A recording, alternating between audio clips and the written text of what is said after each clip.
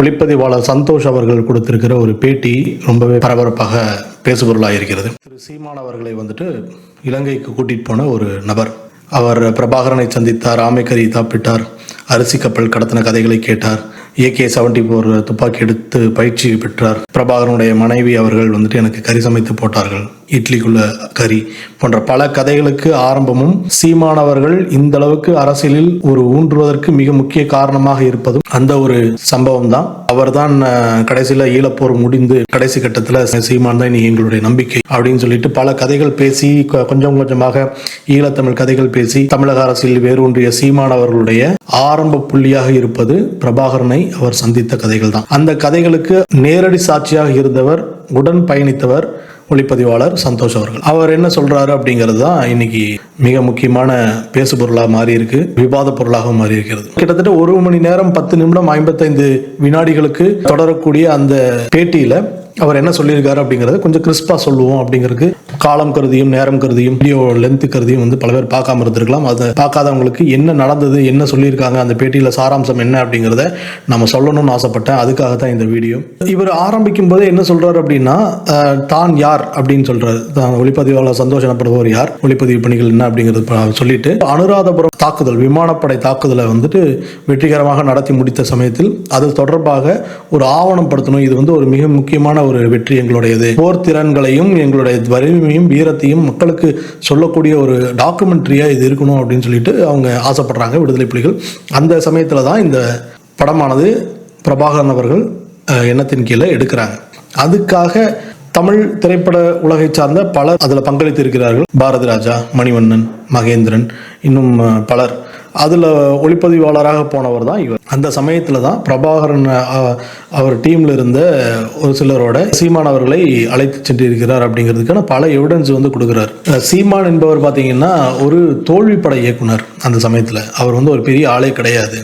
வாழ்த்துக்கள் அப்படின்னு சொல்லிட்டு ஒரு படம் எடுத்து தோத்து போகிறாரு.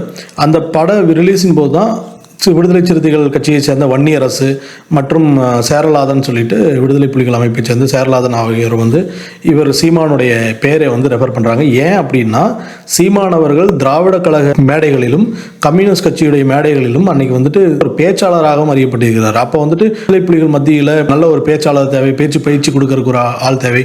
அது மட்டும் இல்லாமல் விடுதலை புலிகளோட நடவடிக்கைகள், செய்த செயல்கள், இது அவங்களோட கொள்கை, இது எல்லாம் பொதுமக்களுக்கு சொல்றதுக்கும் ஒரு ஆள் தேவை. அப்படிங்கிற ஒரு பட்சத்துல தான் வன்னியரசும் சேரலாதமும் தான் இந்த சீமான் அவர்களுடைய பெயரை ரெஃபர் பண்ணியிருக்காங்க விடுதலை புலிகளுக்கு. அது வரைக்கும் சீமான் என்பவர் யார் என்பதே யாருக்கும் தெரியாது. மிக முக்கியமாக சொல்ல போனா பிரபாகரன் அவர்களுக்கு சீமான் ஒரு ஆளே கிடையாது. அவருடைய பெயரை பிரபாகரனிடம் எடுத்து சொன்னதே இவங்க தான். அது வரைக்குமே பிரபாகரனுக்கு சீமான் என்பவர் யாருமே தெரியாது. இது நடந்தது 2008 பிப்ரவரி மாதங்களில். இதுல முக்கியமா கவனிக்க வேண்டியது, சீமான் எல்லாளன் படத்துக்கு இயக்குனராக போக கிடையாது. அந்த எல்லாளன் படத்துக்கும் அவருக்கும் எந்த சம்பந்தமே கிடையாது அப்படிங்கிறதும் ஒளிப்பதிவாளர் சந்தோஷ் அவர்கள் சொல்றார். அந்த எல்லாளன் படத்தை இயக்குவதற்காக முதலில் பரிந்துரைக்கப்பட்ட நபருடைய பெயர் நந்து என்ற இயக்குனர். அவர் தான் சிம்பு வச்சு கெட்டவன் சொல்லிட்டு ஒரு படத்தை ஆரம்பிச்சு முடிக்கப்படாமலே போச்சு. அவர் தான் அந்த எல்லாளன் படத்தை இயக்குவதற்காக போயிருக்கிறாரு. அவருக்கு அடிப்படை புரிதல் இல்லை, விடுதலை புலிகள் போராட்டத்தை பற்றி புரிதல் இல்லை, அந்த மக்களை பற்றின ஒரு அடிப்படை புரிதல் இல்லை. அப்படிங்கும்போது அவரால் அந்த உணர்வு பொங்க அந்த படத்தை எடுக்க முடியலன்னு ஒரு ஃபீல் பண்ணதுனால அவருக்கு அந்த வாய்ப்பு கொடுக்காம அப்படி நிறுத்தி வச்சிருக்காங்க. அதுக்கப்புறம் தான் மற்ற நபர்கள் எல்லாம் சேர்ந்து தான் அந்த படத்தை எடுத்திருக்கிறாங்க. மிக முக்கியமாக பார்த்தீங்கன்னா இயக்குனர் மகேந்திரன் அவர்கள் தான் அந்த படத்தையே எடுத்திருக்கிறார். இதுல ஒரு புகைப்படம் இடும்பாவனம் கார்த்தி அவர்கள் பகிர்ந்திருக்கிறார். சீமான் அவர்கள் போர் பயிற்சி எடுத்த புகைப்படம் அப்படின்னு சொல்லிட்டு துப்பாக்கியை எடுத்து AK-74 எடுத்துட்டு பிராக்டிஸ் எடுக்கிற மாதிரி ஒரு போட்டோ. அதை எடுத்ததே இந்த ஒளிப்பதிவாளர் சந்தோஷ் அவர்கள் தான். கிட்டத்தட்ட 6 படங்கள் எடுத்தது. அதில் சில படங்கள் மட்டும்தான் வெளியே வந்திருக்குது. அந்த படங்களோட ஜியோ டேகிங்கோடவே இருக்குது. அது எந்த சமயத்தில் எடுத்தோம், எந்த சூழலில் எடுத்தோம் அப்படிங்கிறது, எந்த மணிக்கு எந்த இடத்துல எடுத்தோம் அப்படிங்கிறது எல்லாமே அந்த புகைப்படத்தோட காப்பி இருக்குது. அதோட ஒரிஜினல் காப்பி எங்கிட்ட தான் இருக்குது அப்படிங்கிறதையும் அவர் சொல்றார். பிரபாகரன் அவர்களோட தான் நின்றுக்கிட்டு கையை கட்டிக்கிட்டு சீமான் நிற்கிற மாதிரியான ஒரு போட்டோ தான் மிக பிரபலமான ஒரு போட்டோ. அந்த போட்டோ உண்மையா இல்லையா அப்படின்னு சொல்லிட்டு நெறியாளர் கேட்கும்போது அவர் என்ன சொல்றாரு, அந்த போட்டோ உண்மை கிடையாது. உண்மையில் பிரபாகரனோட எடுத்த சீமான் எடுத்த போட்டோ வந்துட்டு ஒரு வாக்கின் போட்டோ. பிரபாகர் நடக்கும்போது சீமான் பக்கத்தில் நடந்து போன மாதிரியான ஒரு வாக்கின் போட்டோ தான் அது. அந்த போட்டோவோட ஒரிஜினல் காப்பி எங்கிட்ட தான் இருக்குது. நின்ற மாதிரியும் கையை கட்டி இருக்கிற மாதிரியான ஒரு போட்டோ வந்து போட்டோஷாப் தானே தவிர உண்மையான புகைப்படம் அல்ல அப்படிங்கிறதையும் தெளிவாக சொல்லுகிறார் ஒளிப்பதிவாளர் சந்தோஷ்.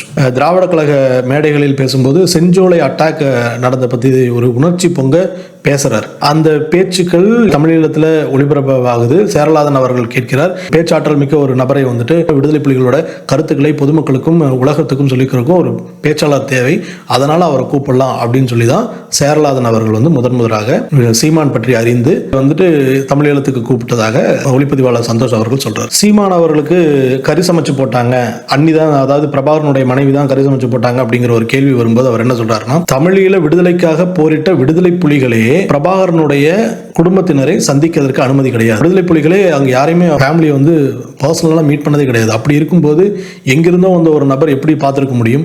அதுவும் மிக முக்கியமாக பார்த்தீங்கன்னா பிரபாகரன் அவர்களை வந்து 5 ஸ்டார் செஃப் மாதிரி ஒரு ஆக்கிட்டாரு.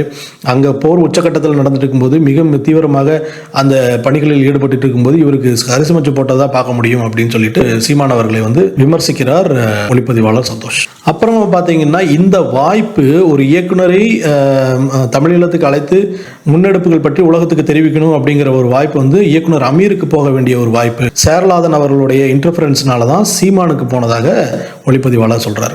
சீமான் அவர்களுக்கு வந்துட்டு உளவியல் பிரச்சனை இருக்கு, ஹாலுசினேஷன் அப்படிங்கிறார். அதாவது இல்லாத ஒன்றை கற்பனை செய்கிறது. உதாரணத்துக்கு பார்த்தீங்கன்னா ஆமைக்கறி சாப்பிட்ட கதைகளோ இல்லாட்டி அரிசி கப்பல் கதைகள் போன்றவெல்லாம் வந்து பார்த்தீங்கன்னா அங்க தமிழீழ விடுதலை புலிகளோட போரிட்ட நபர்கள் பேசி கொண்டிருந்தது. இப்போ நாங்கள் வந்துட்டு ஆமைக்கறி நான் முதலாக சாப்பிட்றேன், அது வந்து எனக்கு சமைச்சு போடுறாங்க, அவங்க என்ன ஈழ மக்களுடைய விருந்தோம்பல் மிகச் சிறப்பானதாக இருக்கும். அப்போ வந்துட்டு நான் முதலாக ஆமைக்கறி சமைச்சு போடும்போது அவ்வளோ டேஸ்டாக இருந்தது, அதை நான் சாப்பிட்ட கதைகளை நான் பேசிட்டு இருக்கேன். என் கூட இருந்து கேட்ட ஒரு நபர் தான் சீமான். தான் கேட்டதை தனக்கு நடந்ததாக ஒரு கற்பனை செய்துட்டு அந்த கற்பனை அவர் நம்ப ஆரம்பிச்சிட்டாரு, அதை மக்களுக்கு சொல்ல ஆரம்பிச்சிட்டாரு. அவருக்கு உளவியல் ரீதியான மனோவியாதி பிரச்சனைகள் இருக்கிறது அப்படின்னு சொல்லிட்டு ஒரு குற்றச்சாட்டு வைக்கிறார். தமிழ் ஈழத்தில் எடுத்த புகைப்படங்கள் எல்லாமே வந்துட்டு இவர்கிட்ட கொடுக்கவே கிடையாது, சீமான் அவர்களிடம் கொடுக்கவே வேண்டாம், ஏன்னா சேரலாதன் அவரது இவருக்கு தர வேண்டாம் சொல்லிட்டாரு. ஏன்னா அப்ப இருந்த ஒரு சிச்சுவேஷன் அந்த மாதிரி. அன்னைக்கு வந்துட்டு தமிழ் ஈழத்துக்கு போனவங்க எல்லாருமே கடல் வழியாக போனவங்க, கடல் வழியாக போகும்போது திரும்ப ரிட்டர்ன் வர்றதுல எந்த பிரச்சனையும் இல்லை. ஆனால் இவர் வந்து ஃப்ளைட்டில் வந்தவர். ஃப்ளைட்டில் வரும்போது செக்கிங் அது இது நிறைய மாட்டும் போது தங்களுடைய பல விஷயங்கள் வெளியே போவதற்கான வாய்ப்புகள் இருக்கிறதுனாலையும் இவருக்கும் பாதுகாப்பு குறைபாடு இருக்குது அப்படிங்கிறதுனால எந்த ஒரு புகைப்படமும் சீமானிடம் தரப்படவில்லை, எல்லாமே எங்கிட்ட தான் இருந்தது. நான் தந்த சில புகைப்படங்களை தான் இவர் வந்து இன்னைக்கு யூஸ் பண்ணிட்டு இருக்காரு அப்படிங்கிற ஒரு குற்றச்சாட்டையும் வைக்கிறாரு. ஸ்கைப் மூலமாக கனெக்டில் இருக்கிறாரு சேரலாதன் அவர்கள். சேரலாதன் கனெக்டில் இருக்கும்போது இவர் சீமான் அவர்களுக்கும் இவர் லிங்க் அனுப்புகிறாரு கனெக்ட் ஆகிறதுக்கு. இப்போ கனெக்ட் ஆகும்போது சீமான் அவர்கள் நடிகை விஜயலட்சுமி அவர்களுடைய வீட்டில் இருந்திருக்கிறார். இந்த விஷயத்தை வந்து ஒளிப்பதிவாளர் சந்தோஷ் அவர்கள் வந்து நீங்கள் பேசும்போது விஜயலட்சுமியுடன் இருந்தார்கள் அப்படின்னு சொல்லும்போது இதனால் கடுப்பான சேரலாதன் அவர்கள் வந்துட்டு அதன் பிறகு சீமான் அவர்களை தொடர்பு கொள்ளவே இல்லை, இந்த மாதிரியான ஒரு நபரோட தொடர்பும் வைத்துக்க கூடாது அப்படிங்கிற ஒரு முடிவு எடுத்து அவர் நடந்தார்.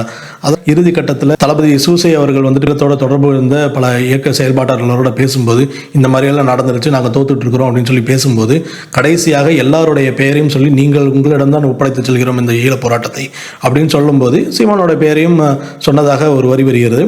அந்த அதாவது இப்போ ஒரு 10-15 பேர் பேரை சொல்கிறாங்க, அதில் 10ல் 1 தான் சீமானுடைய பேராகவும் இருக்கிறது. ஏன்னா சீமான் வந்துட்டு போனதுனால அவர் பேர் ஞாபகம் வச்சு சொல்லியிருக்கிறார்.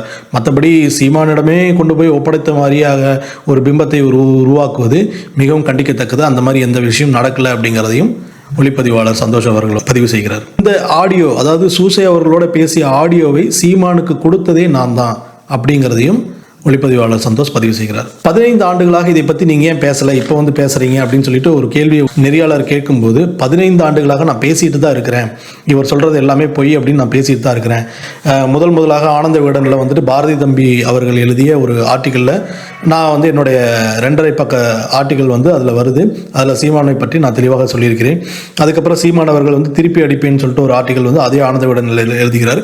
அந்த ஆர்டிக்கலை பார்த்துட்டு ஐபிஎஸ்சி சேனலுக்கு கொடுத்த இன்டர்வியூவில் 15 வருடங்களுக்கு முன்னாடியே நான் வந்துட்டு இது தவறு, சீமான் அந்த மாதிரியான முக்கியமான நபராக அங்கே வரவில்லை அப்படிங்கிறது அழுத்தம் திருத்தமாக நான் சொல்லியிருக்கிறேன். அதனால் இன்னைக்கு நேற்று நான் சொல்ல கிடையாது, பல வருடங்களாக நான் சொல்லி தான் வந்துட்டு இருக்கிறேன், இன்னைக்கு புதுசாக நான் வர கிடையாது அப்படிங்கிறதையும் அவர் சொல்கிறார். பேட்டியோட இறுதிக்கு பக்கத்தில் வரும்போது சீமான் இப்படிப்பட்ட நபர் அப்படிங்கிறதுக்கு 1-2 சம்பவங்களை சொல்கிறார். அதில் என்ன விஷயம் அப்படின்னா, இவரிடம் சூசை ஃபோனில் பேசின ஆடியோவை இவர்கிட்ட இருந்து வாங்கி எடிட் பண்ணி என்னமோ தமிழீழ போராட்டத்தையே தன்னிடமே ஒப்படைத்தது மாதிரியான ஒரு பிம்பத்தை மக்கள் மத்தியில் பரப்ப துவங்கும் போது இவர் வந்து அஃபண்ட் ஆகுறாரு.